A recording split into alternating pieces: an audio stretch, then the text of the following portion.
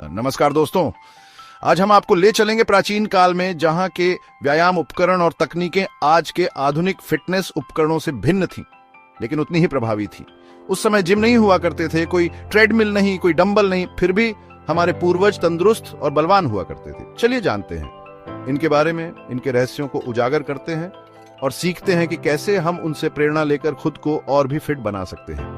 आज के समय में हम फिटनेस के लिए कितने पैसे खर्च करते हैं, कितनी मेहनत करते हैं, लेकिन क्या आप जानते हैं कि हमारे पूर्वजों के पास ना तो महंगे उपकरण थे, ना ही कोई आधुनिक तकनीक, फिर भी उनकी फिटनेस का कोई जवाब नहीं था। तो चलिए दोस्तों, समय के पन्नों को पलटते हैं और जानते हैं उन प्राचीन व्यायाम उपकरणों और तकनीकों के बारे में जो सदियों से चली आ रही है। तैयार हो जाइए एक ऐसे सफर के लिए जो आपको प्राचीन भारत के योद्धाओं और पहलवानों की दुनिया में ले जाएगा, जहां ताकत, सहनशक्ति और अनुशासन ही सबसे बड़ी पूंजी हुआ करती थी।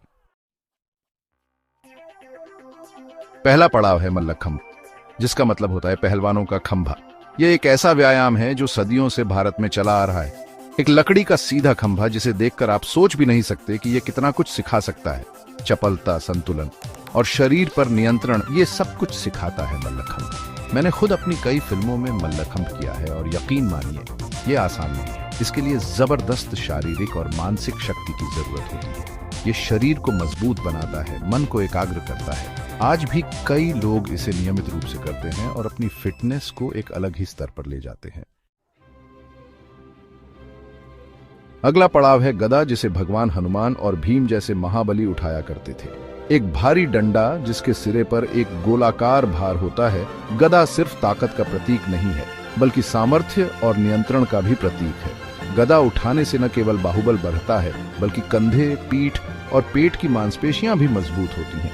आज भले ही हम गदा का इस्तेमाल युद्ध में नहीं करते, लेकिन फिटनेस के लिए ये आज भी उतना ही प्रभावी है। कई जिम में आपको गदा देखने को मिल जाएगा, जहां लोग शरीर को मजबूत और सुडौल बनाने के लिए इसका इस्तेमाल करते हैं। अब बात करते हैं दंड और बैठक की। ये दो ऐसे व्यायाम हैं जो सदियों से चले आ रहे हैं और आज भी उतने ही प्रासंगिक हैं। दंड यानी पुश अप्स और बैठक यानी स्क्वैट्स। इनके लिए आपको किसी उपकरण की जरूरत नहीं पड़ती, बस आपको चाहिए थोड़ी सी जगह और करने का जज्बा। दंड से आपकी छाती, कंधे और बाजू मजबूत होते हैं, जबकि बैठक से आपके पैर और पीठ की मांसपेशियां मजबूत होती हैं।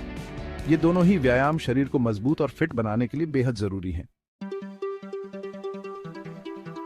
चैप्टर 4, चक्र यानी पहिया। जी हां, आपने बिल्कुल सही सुना। प्राचीन काल में लकड़ी या धातु के बने भारी चक्रों को खींचने का प्रयोग शरीर को मजबूत बनाने के लिए किया जाता था। यह व्यायाम पूरे शरीर की मांसपेशियों को चुनौती देता था, खासकर पैरों, पीठ और हाथों को। कल्पना कीजिए, एक भारी चक्र को खींचते हुए आप कितनी कैलोरी बर्न कर रहे होंगे। यह न केवल ताकत बढ़ाता था, बल्कि सहन शक्ति और धैर्य भी सिखाता था। आज भी कुछ लोग टायर फ्लिपिंग जैसे व्यायाम करते हैं, जो कि चक्र खींचने से मिलता जुलता है। चैप्टर 5। अब बात करते हैं कुछ ऐसे उपकरणों की जो हमें प्रकृति ने खुद ही दिए हैं। पत्थर, धातु के भार, लकड़ी के लठ, ये सब प्राचीन काल के व्यायाम उपकरण थे। इन्हें उठाना, फेंकना, ले जाना, ये सब शरीर को मजबूत बनाने के तरीके थे। आज हम इन्हें वेट ट्रेनिंग कहते हैं, लेकिन उस समय ये जीवन का एक हिस्सा हुआ करता था। खेतों में काम करना, पानी के घड़े भरना, यह सब एक प्रकार की कसरत ही तो थी। चैप्टर 6, धनुष बाण। यह सिर्फ एक हथियार नहीं था, बल्कि एक ऐसा उपकरण था जो शरीर और मन दोनों को मजबूत बनाता था। धनुष चढ़ाने के लिए जो ताकत चाहिए होती थी, उससे हाथ, कंधे और पीठ की मांसपेशियां मजबूत होती थीं।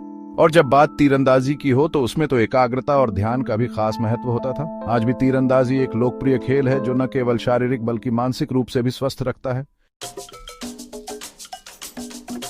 कुश्ती, भारत का एक प्राचीन और पारंपरिक खेल।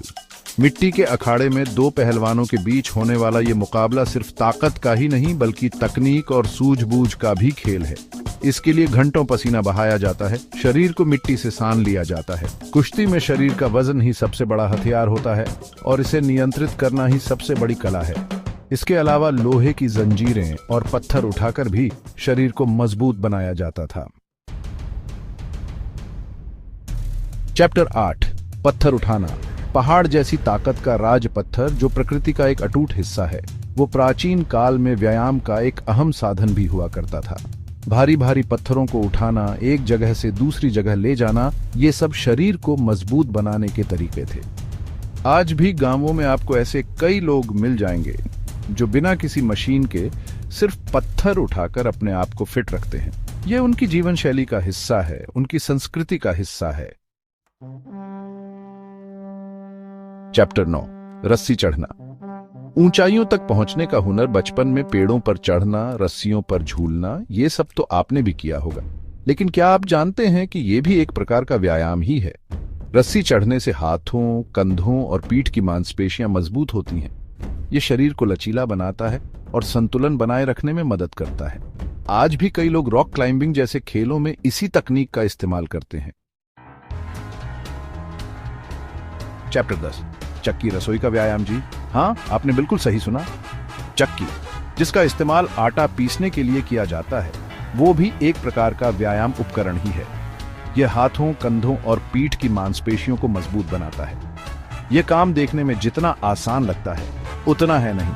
यह एक पूरा वर्कआउट है जो शरीर को स्वस्थ और फिट रखता है। सूत्र, प्राचीन ज्ञान, आधुनिक प्रेरणा। तो दोस्तों, ये थे प्राचीन काल के कुछ अद्भुत व्यायाम, उपकरण और तकनीकें। देखा आपने कैसे बिना किसी महंगे उपकरण के सिर्फ अपनी दिनचर्या को ही कसरत बनाकर हमारे पूर्वज फिट और तंदुरुस्त रहा करते थे। आज जरूरत है हमें उनसे प्रेरणा लेने की, अपनी संस्कृति से जुड़ने की और खुद को फिर से उस मिट्टी से जोड़ने की जहां से हम आए हैं। याद रखिए, फिटनेस का मतलब सिर्फ जिम जाना या महंगे उपकरणों का इस्तेमाल करना नहीं है, बल्कि यह तो एक जीवन शैली है जिसे हमें अपनाना होगा। तो चलिए आज से ही एक संकल्प लेते हैं कि हम खुद